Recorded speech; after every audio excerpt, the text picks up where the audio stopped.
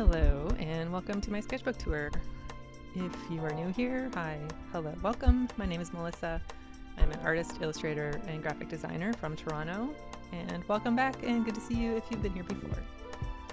This sketchbook is all about a recent trip we took to Japan, to Tokyo and Osaka in October 2023. It covers the 8 days of the trip, and I had grand, overly ambitious plans of filling the whole thing while we were away, which, when I think about it now, was pretty ridiculous. I set this sketchbook up before I left, dividing it into sections for each day, which ended up being 10 spreads per day. I painted the end pages with some fun sushi and ramen illustrations and color-coded each day section along the spine. I did end up filling at least a couple of spreads per day while on the trip, either on location or when we got back to our hotel room for a mid-afternoon pre-dinner rest before heading back out to do more sightseeing and more walking. We walked a lot. I've marked which spreads were done on the trip and which were done back at home on the screen for you. I don't know if that's helpful, but I did it. I took a limited number of art supplies with me, knowing full well that I would be loading up on all the amazing Japanese art supplies while I was there. I have a whole video going over all of the supplies I picked up and swatching them out, which I will put in the description below, and maybe if I remember to link it up in the cards. Check it out, I think you'll like it. I only used the supplies that I took or bought on the trip to complete the sketchbook, and it turned out to be a pretty good selection. You'll see that I'm including some live clips and photos that I used as reference. If you'd like to see more of the actual trip, I do have a full vlog on my channel with snippets from the trip. There's no talking, it's just ambiance. And if you watch all the way to the end, you'll see all of the food that I ate.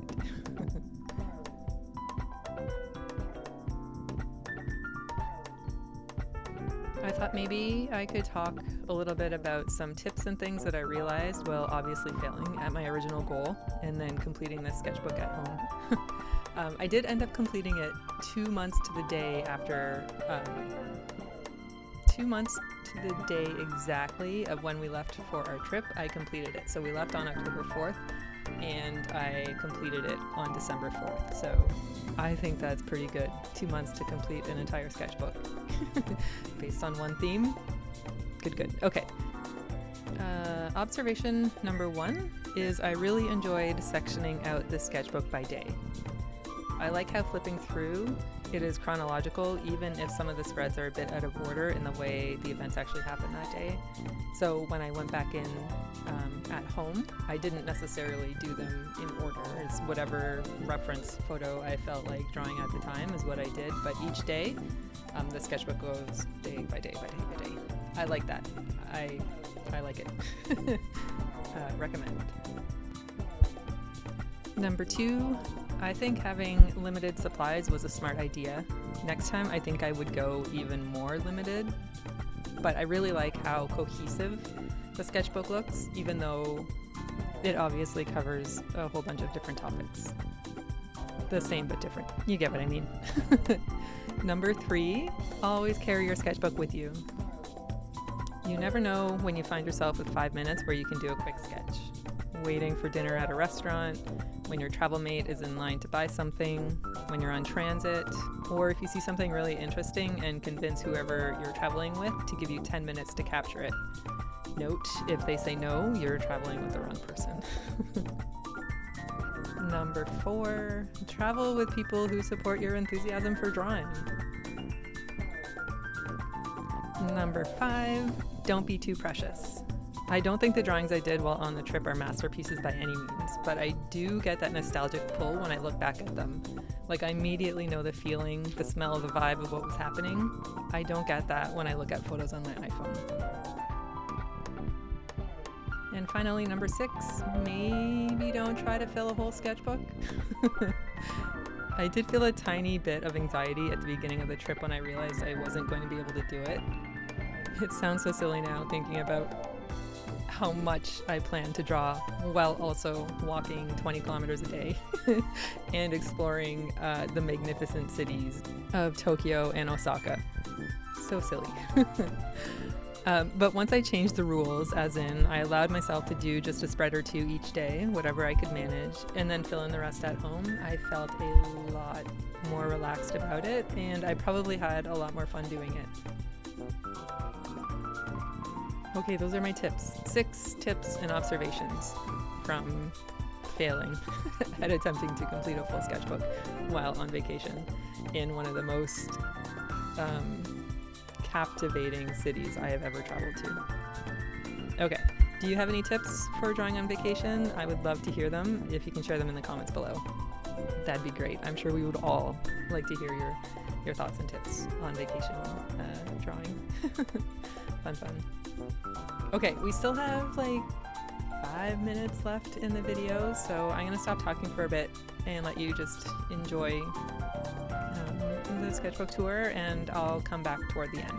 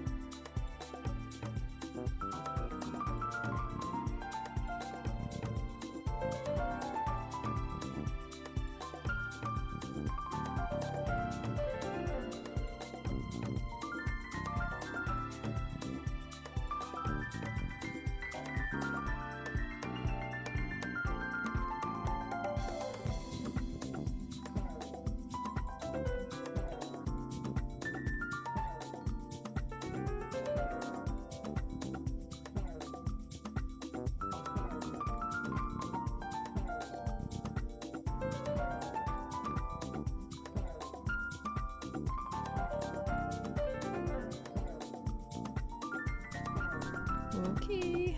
I hope you enjoyed that. And I think that brings us to the end of the sketchbook tour. Again, if you want to see more of the trip, check out my Tokyo travel vlog. If you want to see all the supplies I picked up, check out my Japan art supply haul video. If you want to see more of the beautiful park scenery, check out my walk through Shinjuku Gyoen National Garden video.